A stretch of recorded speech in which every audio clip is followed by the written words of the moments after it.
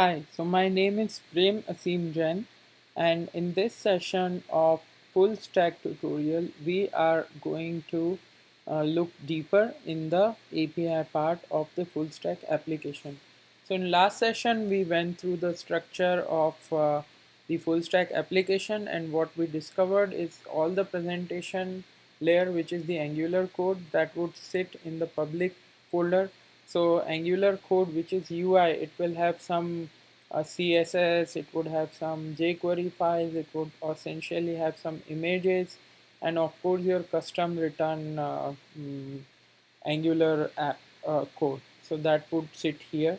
So the structure is super simple. Everything once whenever the request comes from browser, all these files get mixed and become a one big file, which is called as app.js, which is transported to the client side, which is something like this.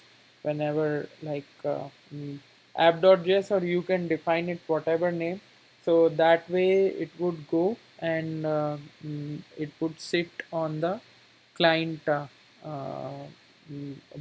client browser, and consecutive requests would be made.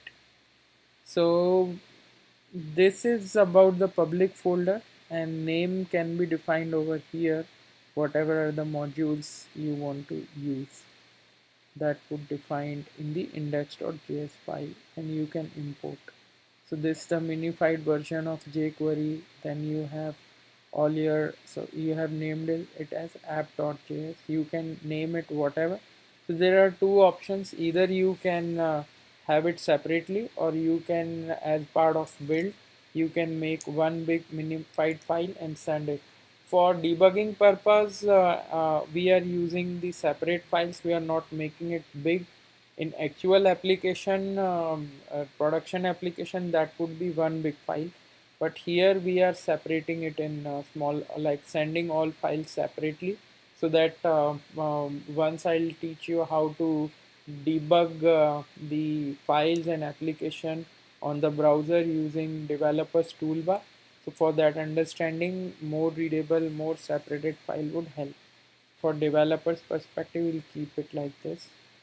And so we have started looking into the API part. So in web application, uh, there are some RESTful standards by which the Angular application will call RESTful API, and then RESTful API will return the data that would get populated in AJAX fashion, and then the page is not reloaded, only the data is reloaded. In previous versions of web application, or if you think about PHP, JSP, and other stuff, the entire file was recreated at the server side and used to travel and then render on the browser, because browsers were weak by then. Now browsers are powerful, they have more memory, so they can keep all the data here. So the presentation logic resides on browser, only data travels. So to for data traveling purpose, we have Express Web Application, which all the related files are here in API folder. So we learn about this. So our application is essentially a hotel application. So we will just go through this. So this is a sample data, which is nothing but a stack and list of different hotels, and each hotel would have some mm, attributes or properties. We can call it as the field property or attribute. So this is the field which is called as name or the key of this JSON. So first thing is the JSON. So let me just to make it look beautiful and easy to understand, we will copy it in JSON editor, then we will have a look at that. So understanding data in JSON format for any application is most important stuff, because since there are not many constraints and there is not like the SQL application, no SQL application, all connectivity, all relations, they sits inside the structure itself, in the JSON structure. So it's important how you are joining two attributes or making parent and which you are making as child and all that, because relationship happens here. And on Angular side also you need to know which attribute is where in the response, so that you can parse it and display it on the UI side. Otherwise it would be a problem. You will end up having null because you don't know structure. You are expecting it somewhere else, and in each JSON document which is saved in Mongo has some different JSON structure which is like tweaked up. So developers initially face problem with that, but it's a best practice that have one structure, follow it throughout for all documentation, and understand and follow that properly everywhere. So we have name attribute and then stars. This is a five-star hotel. This is the description of the hotel. Then there are three pictures of the hotel. So this application gives you the hotel information, and then which kind of currency they take, how many rooms it has. Now there will be a detailed like how many type of rooms are there, and then there would be availability. So this data would speak about each room. So room is of type what, what's the number, description. These are some great rooms. So there are probably 20 rooms which are available with superior, deluxe or twin rooms. And they also have the pictures for these rooms. This is a link, relative link for that. Same way, whatever kind of rooms they have the respective number or whatever, and other stuff, and of course the price for that. So these are the room details. So once we go below that, this is called as location. So where exactly it is. So it is in Hungary. So HUF is the Hungary currency, and then you have the coordinates. After that, there is a review. So review is the attribute, and inside this there is something which is called as a list. So inside list, each review is another nested JSON document which is embedded here.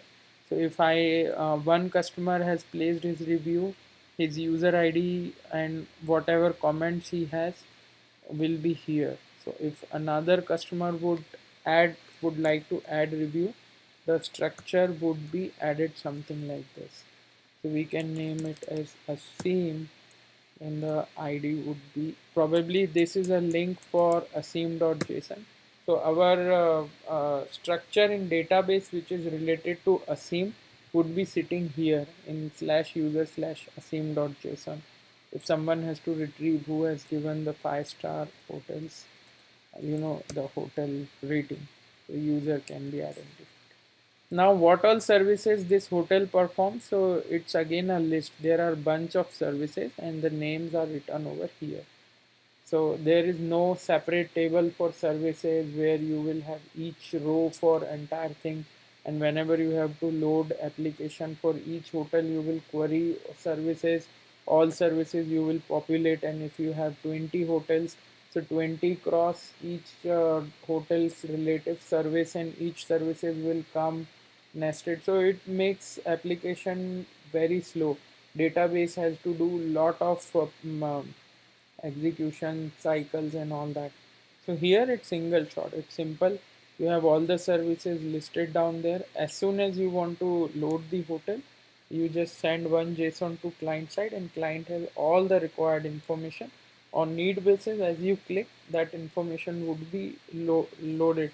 This is called as pre-join or preloading. So it's already preloaded. There would be no database call from Angular side to database to fetch all these information. So in a one big document, all hotel information is there.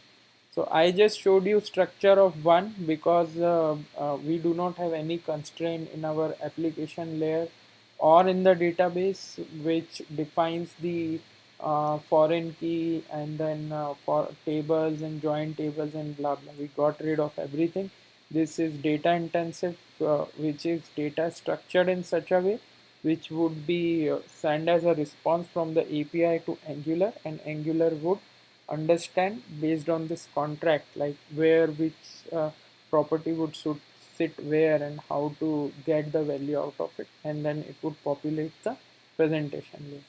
So let's move ahead, and we will try to run and get some of the hotel details. So in the database, let's assume you have a MongoDB running, you can just upload the data there. This should be super simple. I can just do a quick demo of how to load the data. So just to be sure, you can do a control all.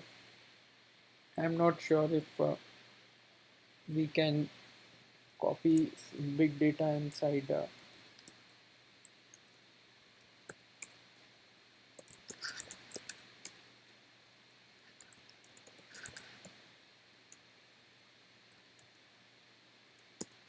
So if we would paste, sorry, this would go though, but we did not want it to paste this data. We want to import all the hotels. So we will have this copied and then paste it. Wow, it allowed. So I am on the Mongo console. I see all the list of all the hotels with all the data. So what I need to do is db is the test database. So I'll say db dot hotels hotels dot insert, and then I will say what we name hotels. Yes. So hotels is nothing but the list here. So we are just trying to do insert all these data. So as soon as we pass the list, essentially it takes two argument. Um, any of the two argument. Either you can pass a single hotel document JSON one object, it would accept that, or you can send a list. So we have inserted 12 hotels already. 12 has been inserted. This is it's bulk insert, and it gives you some details. So our data is there in the database. Now RESTful applications job or duty is to retrieve the data and give it to the caller. It could be the client or REST API. So first we'll understand how REST APIs are defined over here, and it's very common, super simple. Just the how you will organize or structure your JSON, that would define that would be derived by the need of how your joins will work, basically something like that. So I'll give you example once we will go to review. We have a review and why we have kept it like that and best practices I'll tell you, but right now let's move ahead. So this we are using Mongoose. Mongoose is kind of a framework which is used in Node to connect Mongo. So there is Mongo driver. You can use Mongo native Mongo driver, in which you will have to do your query on your own. But this makes things little bit easier. Mongoose. So in the hotels, you define a model. Just in Java, if you might know Pojo, or if you might have used Hibernate. In Hibernate, you have your getters and setters and attributes. So you call your stuff like model.save, and then relative attributes will get saved inside the database automatically. Something on similar line. So first thing is we have defined the schema over here. How schema would look like for this is called as the review schema. So review would have the type which is called a string. So it also make it little bit structured basically. So your name has to be string. If someone says name 420, you would say no, and this is a required attribute. So if you are trying to call or save something and this attribute is missing, which is essential, which is name, so error will come. So this model would allow you to have validation from the API side whenever someone is trying to post data, and if this field is missing, it would fail basically. Then you have also similar way, there are, this should be number, this should be string, then you have created on. Then you are defining a room schema. Inside the room schema, you say new mongoose dot schema. Inside schema, you have all the structure. Room will have a type, and nothing is required over here. If there would be more than one field, you will use it as JSON. If it's not nothing, you can just give it the data type. Now we will come to the hotel schema. If someone has to paste, define hotel, So hotel schema will have all the other stuff inside it, which would be services, currency, and room. So room will be a list of another schema, which is room schema. So we have defined it above. So we can use IDE to navigate us here, something like this. So this is super simple app. You have just hotel schema. Hotel would have reviews and rooms. Room will have their own model or schema. So this is how the models would work here. So now we'll go to the uh, database.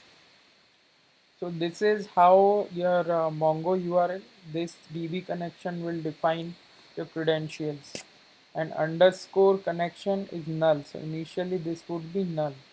Then as soon as the open function would get called, which we are calling here, so it would connect to the Mongo client. It would, if there is error, it would print. So again, this is, we learned in previous lectures that this is called as the callback function, and it behaves asynchronously. So you call dot connect on Mongo client dot connect, you give the URL, database URL, and as soon as it's get connected, you will get this, okay, DB connection is open.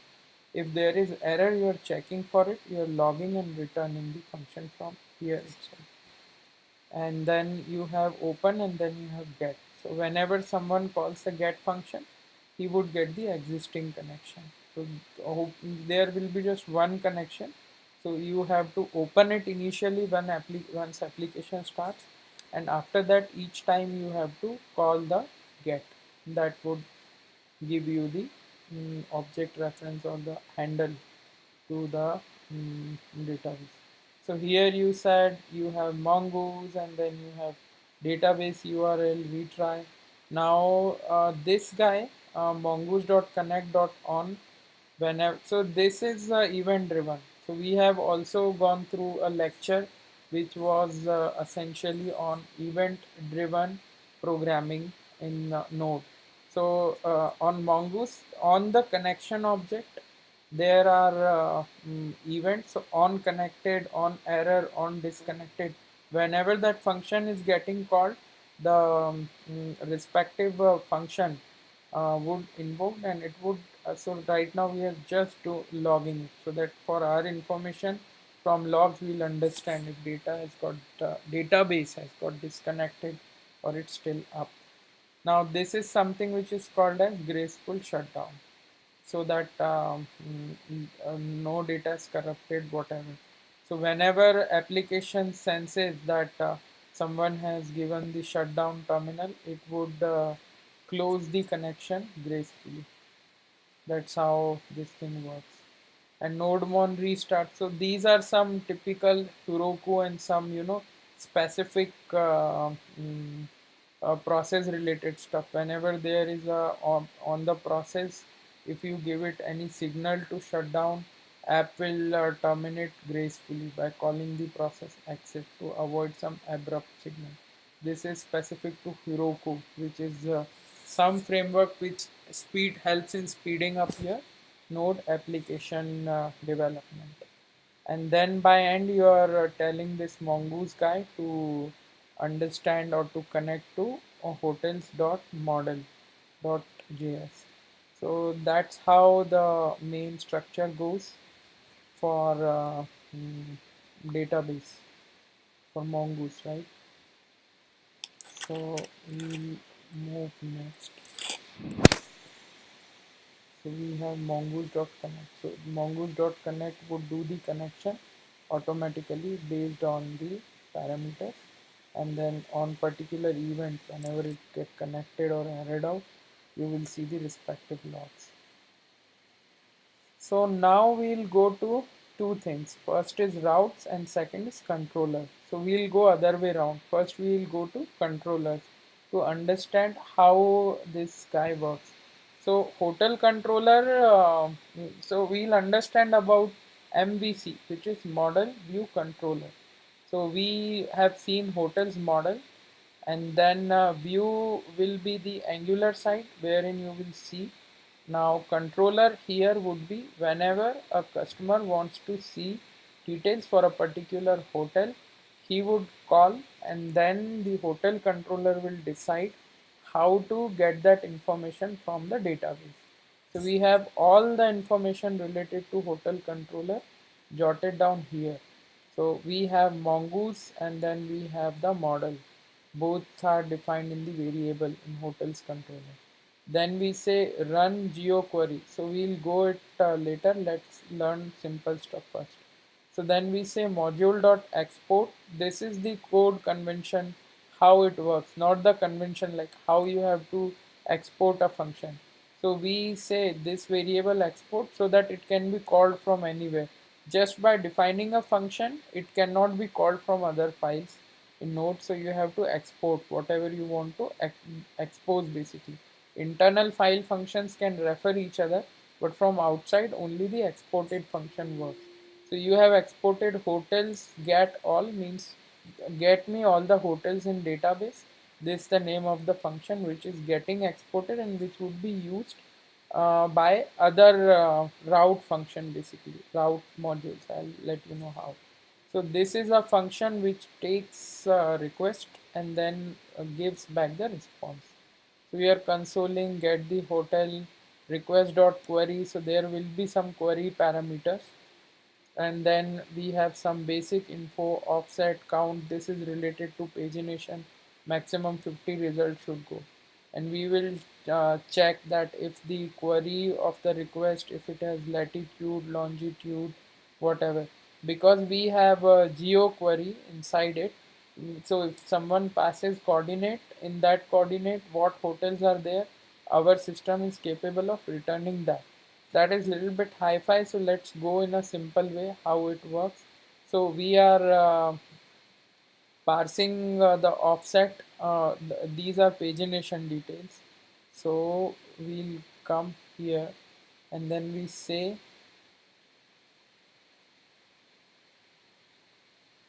and then we have to say execute exec.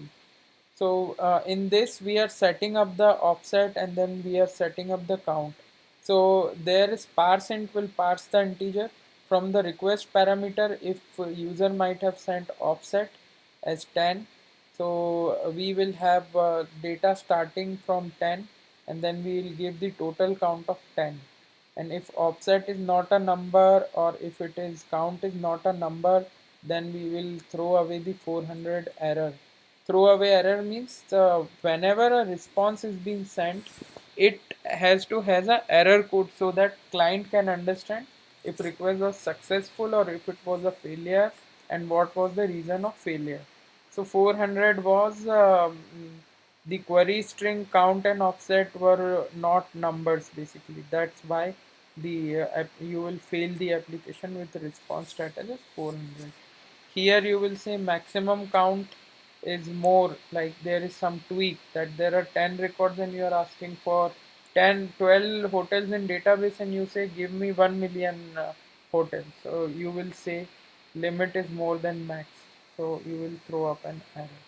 So these are simple validation which which are being checked initially. And then hotel dot find. So this is a hotel which is model and you are calling the find, and for pagination you are skipping the first record. Let's say if offset is 10, you will skip first 10 records, limit is 2, then after that 2 records would be served, and then as soon as you called exe, the find query would get invoked. After that the callback function which will have error and the data. So if it errors out, you will log the error here. If it and the response status code would be 500 for any reason if it fails. But if it passes, there is no error, then you will have the JSON found hotels, hotel whatever number of hotels length would be logged, and response.json. So this data whatever you receive, that would be sent as response. So enough of theory, let's go and do some practical. But before doing that, let's have how to call this practically. So I was telling you about routes.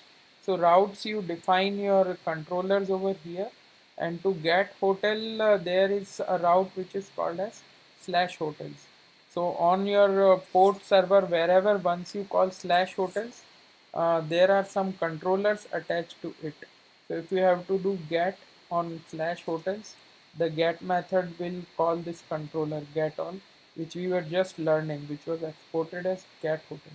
So this piece of code would start working, and then it would try to fetch the hotels, and then it would serve. So I have my Postman opened up over here, and we will try to get all hotels. So I have API slash hotels. So API has to be part everywhere because that is how it was defined in the root in app.js. I hope it's not confusing, but this is the way how it is. So your local host, then slash API. After that, whatever is defined in the root, so inside root slash hotel or slash hotel comma colon ID, those details would be given, and then you can have get, put, post, delete, whatever things you define. So handler are something whenever something is requested from this route, the particular handler for the get which is mapped here, that would get invoked, and then it would return the results from database. If you have parameter query parameter, of course it would uh, give you those particular results, otherwise not. So let me execute it for you, and then it has returned all the results. This is the status code, it's a 400. So that's how you get all the results. But you just want one hotel or two hotels. So what you can do is you would say count, and you want just two hotels. If you will say you want just one hotel, so this is a small record, you will just get one hotel, and that's it. If you say zero hotel, let's try this. Zero means infinite, which means like from here it would return you everything. Zero means everything. So if you say ABC, so count cannot be ABC. So it says it's a bad request. If in the query string, count and offset must both be numbers. So this is called as the query string. Whatever comes after question mark in any URL route or the resource, this is called as after question mark the query string. And query string has some parameters. So count was whatever, like 2 or 1, and then you can always have offset. Offset means how many records you want to skip. So you will not get first two results. After that, whatever number of results, they would be shown. So this is how this first get all hotels work. However, there is another way of getting the details of particular hotels. So we'll just look into practical little bit, and then in next session we'll go and check its handlers and controllers. So this will give you detail for this, and after that, if you want to see the location, so can you do the location? Let's try. No, you cannot, because this route is not defined, right? Now, can you do reviews? Yes, so you are able to see the reviews. So, how it happens is you have this hotels. Hotel has description, rooms, and reviews, everything. So, for whatever you have routes defined, only that particular data would be retrieved. So, we were able to see reviews for this. Can we see rooms? Let's try.